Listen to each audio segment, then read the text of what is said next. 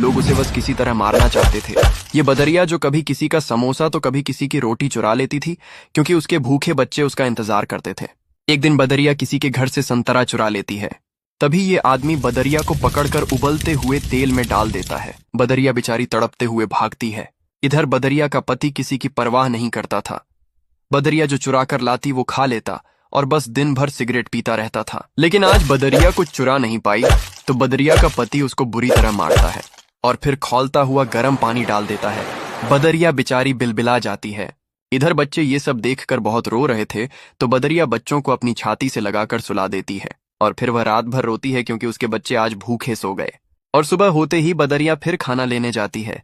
तभी उसका सिगरेटबाज पति उसके एक बच्चा को बाजार ले जाकर मांस की दुकान पर बेच देता है। इधर जब बदरिया घर आती है तो एक बच्चा कम देखकर घबरा जाती है। बच्चे रोते हुए माँ को सब बता देते हैं। माँ दौड़ते हुए मांस की दुकान पर आती है, लेकिन बच्चा अब नहीं था। माँ फूट फूट कर रोती है और अपने बाकी बच्चों को लेकर जंगल चली जाती है और फिर एक नदी के किनारे घर बनाती है। बच्चे भूख से बिलबिला रहे थे तो माँ खाना लेने चली जाती है। तभी एक जंगली शेर बच्चों पर हमला करके बच्चों को मार देता है। जब माँ वापस आती है तो मरे हुए बच्चों को देखकर चीख चीख कर रोती है और फिर बच्चों की याद में नदी में कूदकर अपने प्राण दे देती है। लेकिन आपने फिर भी इस माँ के लिए